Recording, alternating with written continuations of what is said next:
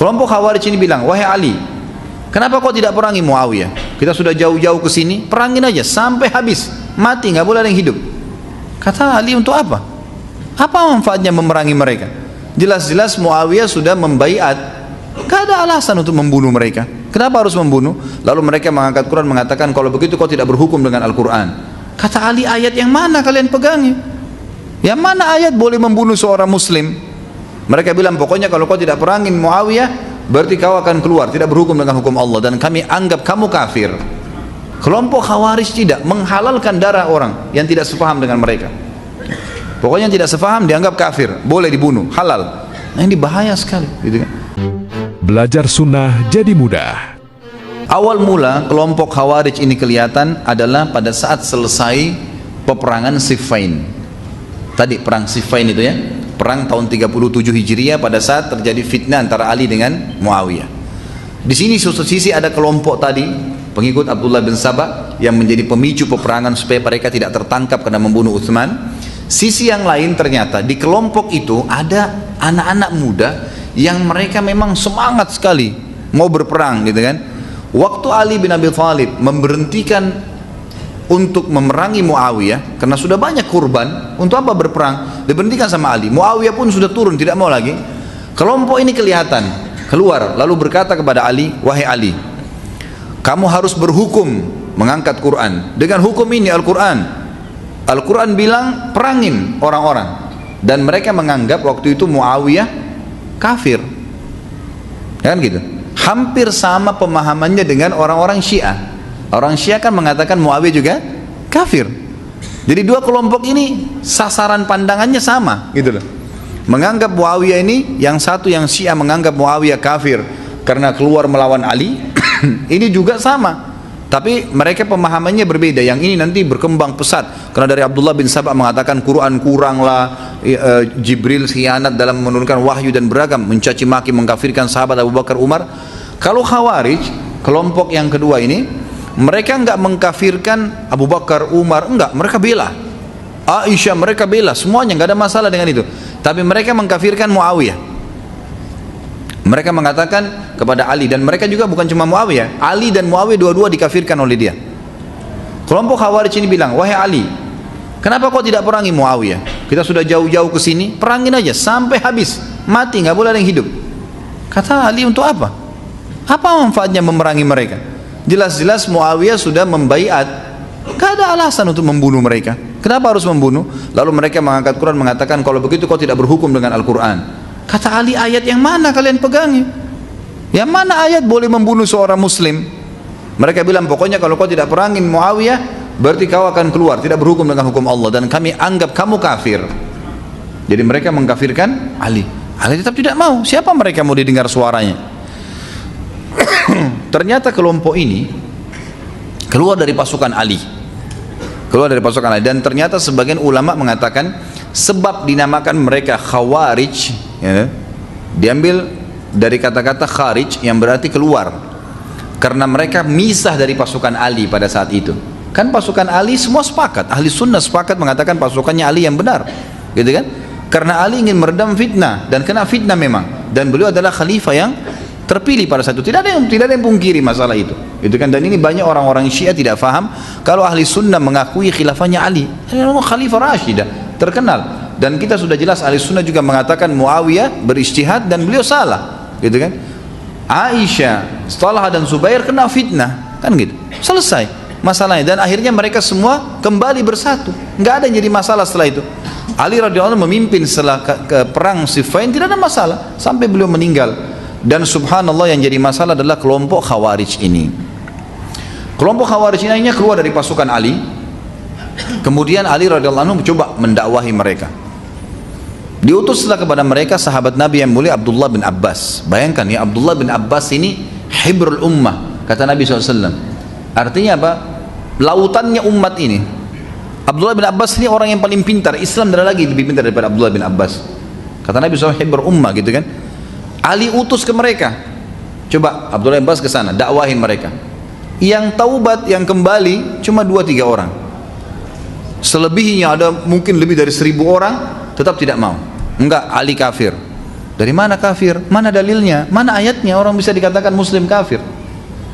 Sementara sahabat Nabi yang terkenal Usama bin Zaid sempat mengangkat pedangnya kepada satu orang di zaman Nabi SAW gitu kan. Kemudian orang itu syahadat. Waktu dia sudah syahadat, ini Usama ragu, tapi dibunuh juga sama Usama.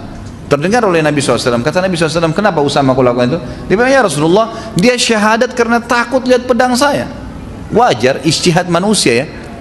Karena sudah perang, kita bayangkan sudah duel, sudah susah jatuhin pedangnya dia. Begitu jatuh pedangnya kita mau bunuh, lalu dia syahadat.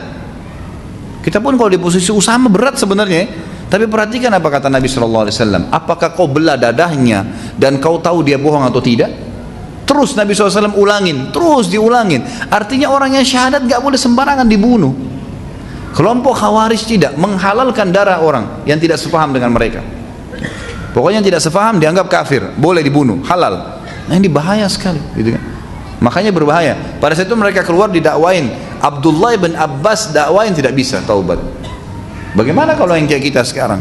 Saya dan antum mau mendakwain kelompok ini, dan sampai sekarang masih ada mereka. Fitnahnya ada, kan itu. Kata Nabi SAW, ciri-ciri Khawarij dalam hadis lain riwayat Al-Hakim adalah anak-anak yang sangat muda dan mereka tidak mengikuti Al-Quran ini sebagaimana tanzilnya, sebagaimana diturunkan. Maksudnya turun Al-Quran kepada Nabi, Nabi jelaskan kepada para sahabat. Artinya harus kita fahami Al-Quran seperti pemahamannya sahabat. Kalau kita fahami semau kita, semua jaringan-jaringan yang jaringan Islam liberal lah, apalah, semua mengaku pegang Al-Quran, tapi takwil semaunya, kan gitu. Bukan sepahaman sahabat. Sampai ada yang mengatakan khamr enggak haram karena ada ayat Al-Quran yang mengatakan, hai orang-orang yang beriman, ya alladzina amanu la taqrabus salata wa antum sukara. Jangan kalian sholat sementara kalian mabuk. Berarti boleh dong kalau mabuk di luar sholat, kan dilarang cuma sholat. Padahal ayat ini mansukh, sudah terhapus secara hukum.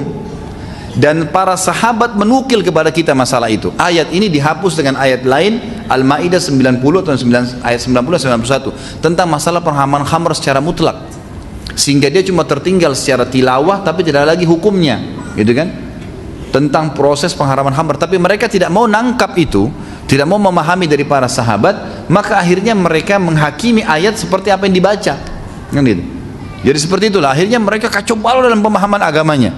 Karena ayat Al-Quran kan turun bertahap sesuai dengan kejadian-kejadian, gitu kan? Seperti itu. Maka mereka adalah ciri-cirinya anak-anak muda yang tidak mengikuti Al-Quran sebagaimana tanzilnya turun kepada para sahabat dan kejadian mereka. Mereka malah menolak.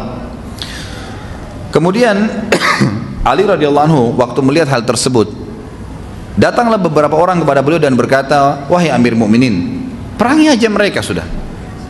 Orang-orang ini tidak mau taubat, tetap menganggap anda kafir, mengatakan Muawiyah kafir. Ini akan menjadi fitnah yang besar. Kata Ali, tidak. Selama itu masih pendapat mereka belum melakukan perbuatan merusak, nggak boleh kita tumpahin darahnya, masih muslim. Jadi kalau ada orang tebarin pendapat, lawan dengan pendapat.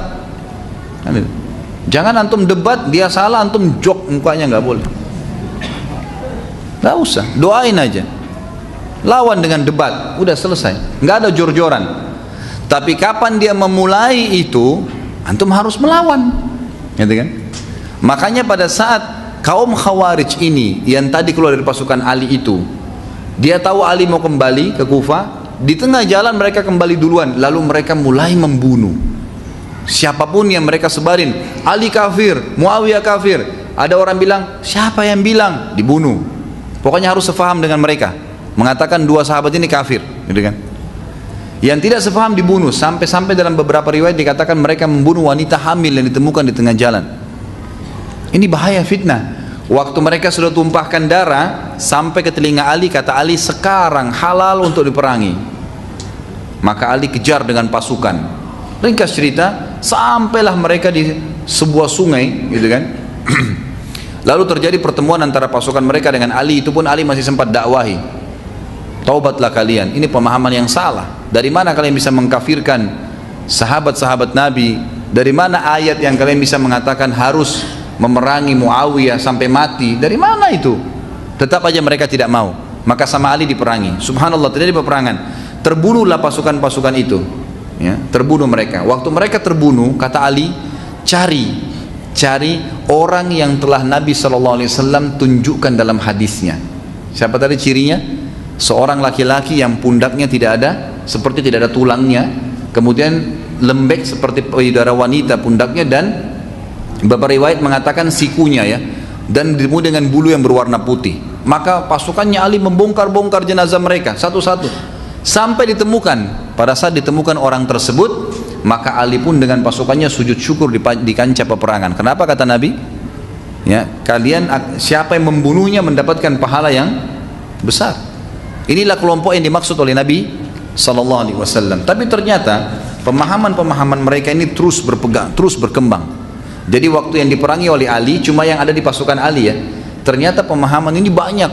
Jadi sudah mulai tersebar nih bahwasanya memang Muawiyah ini fitnah. Sampai ada 3 tokoh mereka disebutkan oleh beliau di sini. Ada namanya Abdurrahman bin Muljam. Dan ini akan membunuh Ali nantinya. Jadi yang membunuh Ali adalah orang Khawarij ini. Kemudian ada yang kedua Al-Baraq bin Abdullah dan Amr bin Bakr At-Tamimi. 3 orang ini. Mereka membincangkan keadaan kaum muslimin dengan semangat. Bagaimana kita selamatkan Islam ini? Dengan cara ini, pemerintah begini, bunuh saja. Ini, pokoknya bicaranya masalah bunuh. Gitu kan? Jalan keluar tidak ada, penyelesaian dengan solusi, diskusi nggak ada. Melihat permasalahan apa tidak ada. Pemahamannya secara zahir saja. Salah bunuh, selesai. Gitu kan? Akhirnya ketiga orang ini sepakat, lebih baik kalau begitu kita bunuh saja orang-orang yang menjadi penyebab umat Islam jadi pecah. Maka Ibnu Maljam tadi berkata, saya akan bunuh Ali. Al-Barak mengatakan, saya akan bunuh Muawiyah. Amr bin Bakar berkata, saya akan bunuh Amr bin As. Bayangkan yang mereka kejar ini sahabat-sahabat Nabi, yang Nabi puji semua gitu kan. Kita mau bunuh saja ini. Jadi mereka anggap diri mereka lebih pintar daripada sahabat. Padahal Al-Quran turun kepada para sahabat. Lalu kemudian mereka semua selanjutnya sepakat, berjanji dan berikrar tidak akan mundur apapun risikonya hingga mereka berhasil membunuh sasarannya masing-masing atau mereka yang terbunuh. Lalu mereka menyiapkan pedangnya dan melumurinya dengan racun. Mereka sepakat bahwa tanggal pelaksanaan rencana mereka mau membunuh sahabat kawan 15 Ramadan. Di bulan Ramadan mau membunuh. Dan tiga-tiganya menganggap membunuh 3 sahabat ini adalah pendekatan diri dengan Allah. Bayangkan jahilnya. Gimana caranya? Sahabat yang melihat Nabi SAW hidup turun wahyu, pada mereka turun Al-Quran, lalu kita anggap mereka kafir, gitu kan? Gimana ini? Kemudian mereka sepakat menjalankan rencana mereka 15 Ramadan tahun 40 Hijriah. Setiap orang harus menghabisi orang yang menjadi sasarannya. Setelah itu masing-masing dari mereka berangkat ke kota dari kotanya ke sasaran-sasaran tersebut. Ringkas cerita, Ibnu Maljam yang terbilang salah satu dari suku Kindah pergi ke Kufah. Dia tidak mengatakan apapun kepada saudara-saudaranya di sana karena khawatir rahasianya terbongkar.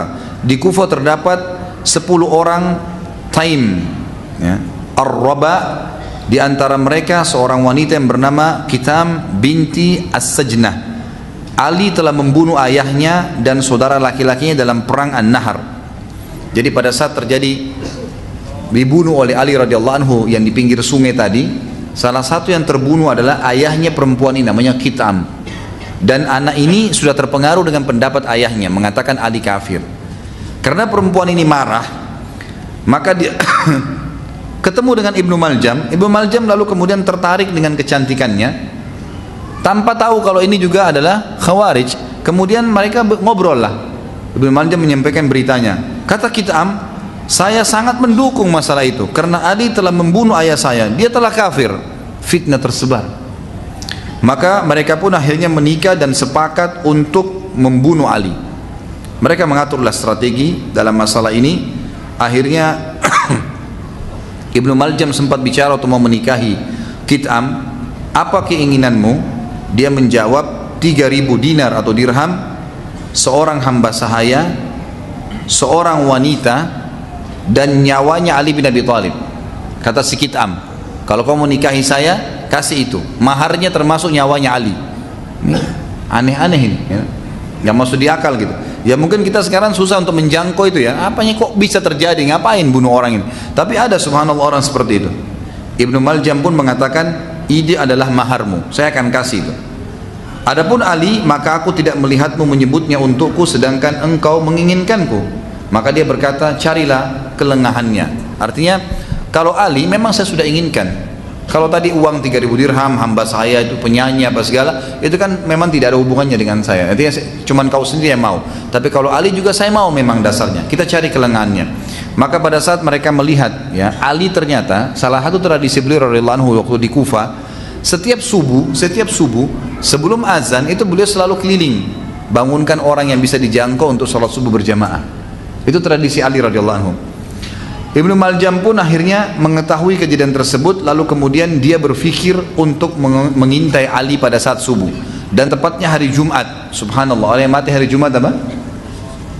Bebas dari siksa kubur. Hadis sahih riwayat Bukhari. Belum lagi dia sahabat Nabi, dijamin masuk surga, gitu kan? Kemudian hari Jumat subuh tanggal 15 Ramadan tahun 40 Hijriah, maka keduanya tadi ini, laki-laki dan perempuan, Ibnu Maljam dan perempuan tadi, si Kit'am itu, mereka mengintai Ali. Pada saat Ali keluar ingin sholat subuh, kemudian Ibnu Maljam pun menghantamkan pedangnya ke ubun-ubun Ali sambil berkata, hukum itu milik Allah, bukan milikmu, juga bukan milik kawan-kawanmu. Maka orang-orang yang sedang berada di masjid pun terkejut mendengar itu, karena Ali pas masuk masjid kan gelap. Begitu dipukul ubun-ubunnya Ali, berdarah, jatuh sambil dia teriak, orang ini teriak. Akhirnya orang ini pun dikeroyoki oleh kaum muslimin pada saat itu, dan akhirnya dihukum, dikisos. Sementara Ali sendiri pun tergeletak, dan akhirnya beliau dalam keadaan kritis, dan beliau meninggal karena pukulan Ibnu Maljam tadi. Kata para ulama, salah satu yang membuktikan sabda Nabi SAW bahwasanya Ali, ya, ahli surga, Ali mati syahid, tadi gelar-gelar awal yang kita sebutkan di awal pertemuan, gitu kan? Ternyata didapatkan karena si Ibnu Maljam membunuhnya. Sisi lain, ini janji Nabi kepada Ali, dan Ali betul mati syahid, dan sisi lain berarti membuktikan Ibnu Maljam dalam keadaan salah, ya kan gitu, karena jaminan mati syahid kepada Ali ada dari Nabi SAW. Maka akhirnya dia pun dikisos, kan? Dan pemahaman ini tetap saja menyebar di sekitar Irak, karena tidak semua di antara mereka yang menimbulkan atau memunculkan dirinya pada saat itu. Maka Ali pun akhirnya meninggal dunia dari hasil pukulan tadi. Dikatakan oleh para ahli sejarah, Abdurrahman ibn Maljam menikamnya di Kufa pada hari Jumat bulan Ramadan, menyisakan melewati sisa kurang lebih 13 malam dari Ramadan. Ada yang berkata malam 21 tahun 40 Hijriah. Ali sempat bertahan 2 hari, Jumat dan Sabtu, lalu meninggal di malam Ahad dalam pendapat yang lain. Tapi pendapat yang lainnya juga mengatakan dia meninggal pada hari Jumat itu, dan dimandikan oleh kedua anaknya dan juga Abdullah bin Ja'far. Al Hasan pun anak beliau radhiyallahu anhu ajma'in mensolatinya dan memakamnya di waktu subuh. Al Hasan bin Ali berkata, wahai manusia, kemarin kalian telah berpisah dengan seorang laki-laki. Orang-orang sebelumnya tidak mendahulunya dan orang-orang sudahnya tidak menyusulnya. Maksudnya orang pasti akan meninggal juga. Rasulullah SAW mengirim pasukan, lalu beliau menyerahkan panji kepadanya, maka dia tidak pulang hingga Allah memberikan kemenangan kepadanya. Jibril di tangan kanannya, dan Mikail di kirinya. Dia tidak meninggalkan emas dan perak selain 700 yang dia sisakan dari gajinya, dan dia siapkan untuk membeli seseorang pelayan. Jadi di sini maksudnya, pernah ingat waktu saya sebutkan di riwayat Abu Bakar atau Umar kalau tidak salah ya, di salah satu peperangan pernah Nabi SAW mengatakan di kanannya Ali Jibril, dan di sebelah kirinya Umar adalah Mikail. Di salah satu dari dua orang ini ada malaikat yang mendampinginya. Jadi dengan ini maka berpulanglah Ali radhiyallahu anhu ke rahmatullah, dan juga ulama menyimpulkan beberapa poin sebagai penutup. Yang pertama, berhubungan dengan masalah Ali, atau saya sebutkan, saya simpulkan ya, saya tidak mengatakan ulama karena saya ambil dari apa yang sebenarnya sudah kita baca dan apa yang saya ketahui selama ini. Yang pertama, Allah subhanahu wa ta'ala ingin menunjukkan kepada umat ini apa yang akan terjadi di tengah-tengah kubu mereka sampai hari kiamat. Dari terjadinya zaman Abu Bakar, diperanginya orang-orang yang mengaku ada Nabi setelah Nabi Muhammad SAW, dan dicontohkan Abu Bakar memerangi mereka sampai habis fitnah ini. Berarti kita harus melakukan itu. Yang kedua, di zaman Umar dan Uthman, ekspansi Islam ke Afrika, ke negeri Syam, memerangi ahli kitab. Yahudi dan Nasrani, sampai akhirnya dan orang-orang Persia musyrik sampai Islam tertanam di sana.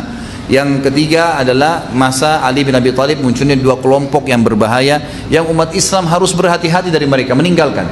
Syiah dari satu sisi, Abdullah bin Sabah pendirinya, kemudian juga dari sisi yang lain telah menyebabkan fitnah dan akhirnya berperangnya sahabat, dan dari sisi yang lain kaum Khawarij yang akhirnya membunuh dan mengkafirkan juga Ali serta ya Muawiyah. Allahu alam. Ini pelajaran yang pertama yang kita bisa ambil, bahwasanya memang Nabi Allah SWT ingin menyampaikan kepada kita pesan dari hadis Nabi SAW, alaikum bisunnati wa sunnatu khulafaur rasyidin mahdiyyin min ba'di addu 'alaiha bin nawajid, berpegang teguh pada sunnahku dan sunnah khulafaur rasyidin setelahku, berpegang teguhlah pada keduanya walaupun dengan gigi geraham kalian. Maksudnya semua kejadian di zaman Nabi SAW, di zaman khulafaur rasyidin, itulah yang akan sering terjadi di tengah-tengah umat.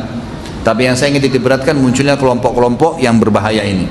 Kemudian yang kedua, figur Ali radhiyallahu anhu adalah figur yang ditokohkan oleh ahli sunnah, dan ahli sunnah menokohkan Ali jauh daripada kelompok Syiah yang telah menganggap atau terlalu berlebihan dalam memuliakan Ali, padahal sebenarnya kemuliaan mereka pun terbatas sekali. Apalagi memang mereka yang sebenarnya telah membuat fitnah terjadinya perang di antara sahabat, dan hampir saja Ali terbunuh, gitu kan? Bisa saja Ali terbunuh atau perang Jamal atau perang Siffin, tapi mereka penyebabnya. Ini pelajaran yang lain, gitu kan? Bahwasanya Allah Subhanahu wa taala memberikan gambaran kepada kita tentang adanya kelompok-kelompok ini. Yang selanjutnya adanya kelompok Syiah dan kelompok Khawarij yang memang harus kita berhati-hati di dalamnya. Tentu ini hal-hal yang pelajaran yang diambil. Kalau dari sisi kepribadian Ali radhiyallahu anhu adalah orang yang perlu dijadikan sebagai panutan dari sisi ilmu, kezuhudan dan keberaniannya. Ya, ilmu, kezuhudan dan keberaniannya. Dan juga dari Ali diambil pelajaran bahwasanya Nabi SAW mengajarnya keterampilan perang, sehingga dia sangat berani dalam membela Allah dan Rasulnya, sehingga Nabi SAW memberikan kepadanya bendera atau panji di perang Khaybar, karena dianggap dia tidak akan pernah lari dari kancah peperangan, jadi tidak ada rasa takut dalam membela agama Allah Subhanahu wa taala.